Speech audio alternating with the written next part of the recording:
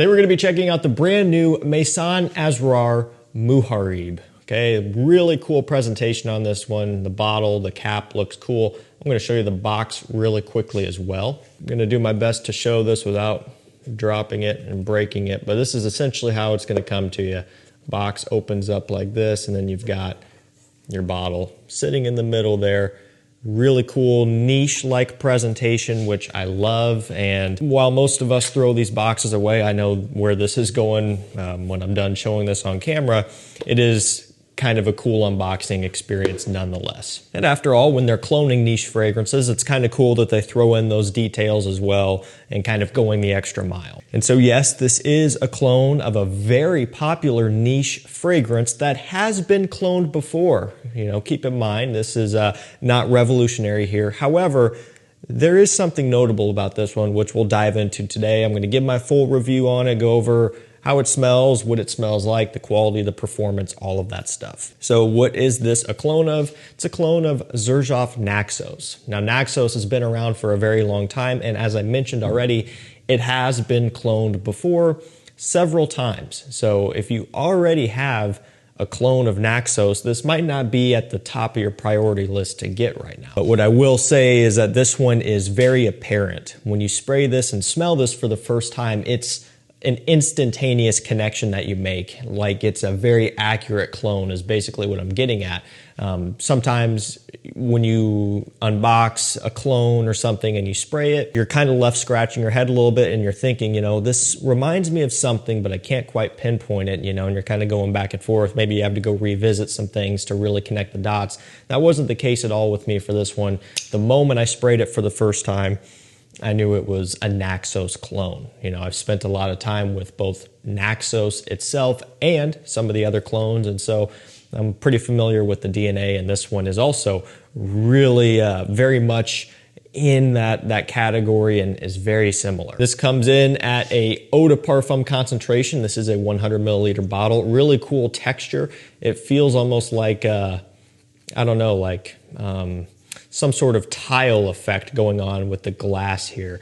If you look closely, you can see the detail. It's almost like it has been shattered and then glued back together is what it looks like. Really cool. I have not seen this done before, to be fair, on anything. Designer, niche, clones, whatever. This type of finish on this glass. It's frosted, but then with this texture, that's pretty cool. So when you first spray this one on, you get hit with that tobacco honey right off the opening. That is what makes this Naxos inspired, and it smells amazing. It's rich, it's creamy, it's a little bit powdery, just like Naxos is. You know, it has that rich sweetness, but it also has a bit of a dustiness to it. This is carrying that. Now, one thing I've noticed when you spray this one on for the first time is that there is just a nice kind of bright freshness off the opening that I didn't really get quite as much in the original Naxos. Now, it doesn't, you know, take over the scent. You're still getting hit with that tobacco, that vanilla, that honey combination, which is what makes this Naxos inspired. You get all of that. But what I like is that it opens up with a little bit more of a pleasant kind of, I don't know, mass-pleasing type of opening here. It does list off lemon and bergamot for the top notes along with lavender, and I don't get bergamot really. I mean, at least not standalone. You know, if I were to smell this, I'm not getting bergamot out of it. What I am getting, probably more so between the two, would be a little bit of lemon.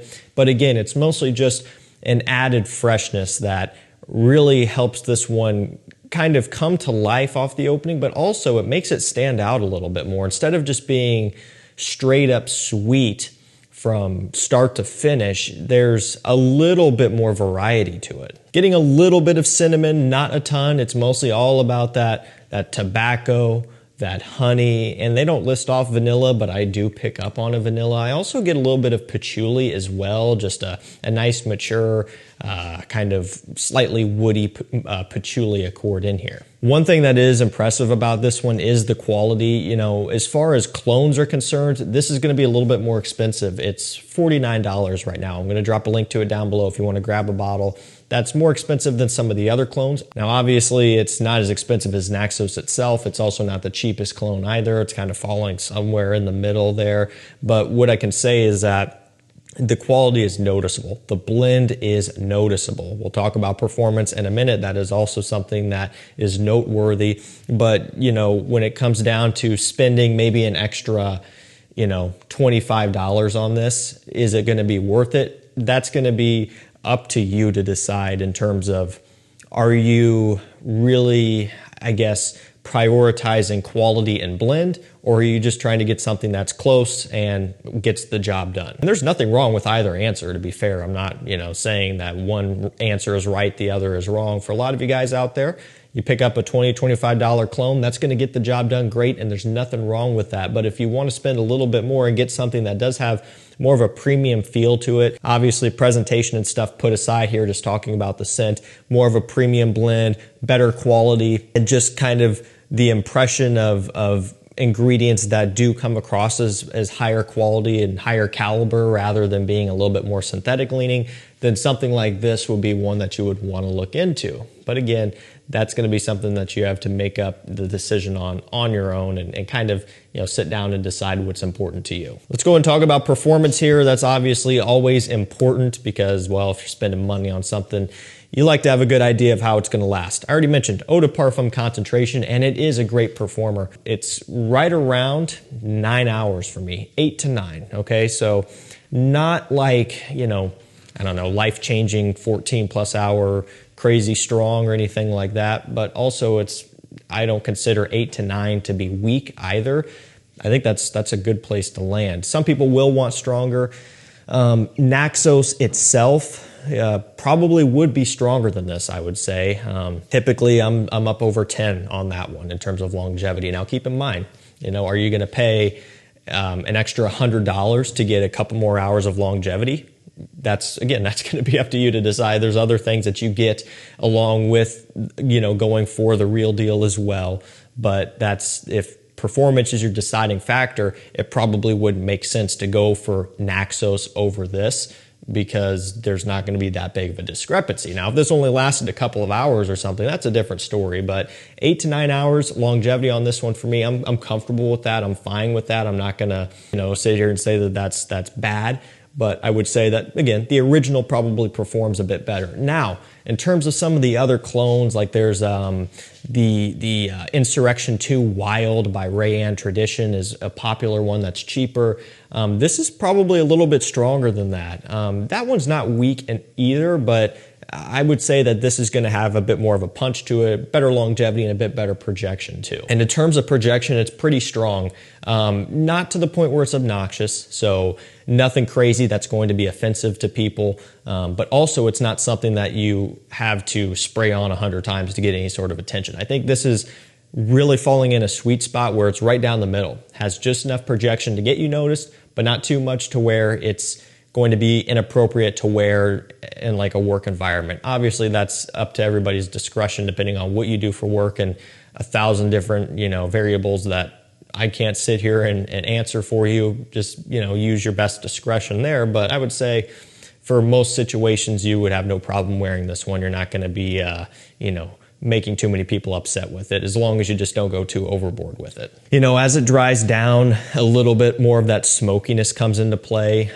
When it opens up, that tobacco is more of just a kind of more of a red pipe tobacco aromatic leaning style.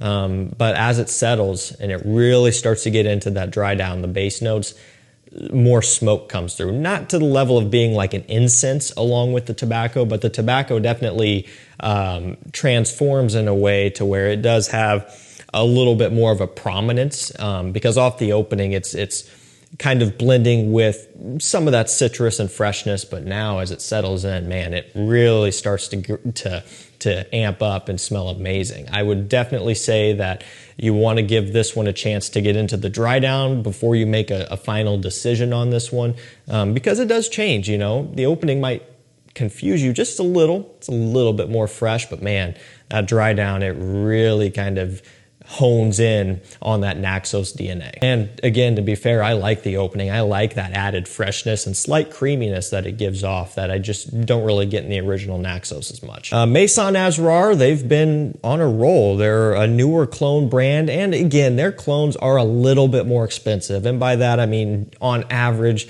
like $20 more than most other clones out there. Not crazy, but you know, again, still comparing them to the originals, they're more affordable. But I don't think that it's unjustified. I think that for the extra bit of money spent, it's warranted. You got great presentation here, great quality scent, really, really impressive quality, smooth blend that is amazing. I mean, this stuff is delicious. I love it. Really big fan.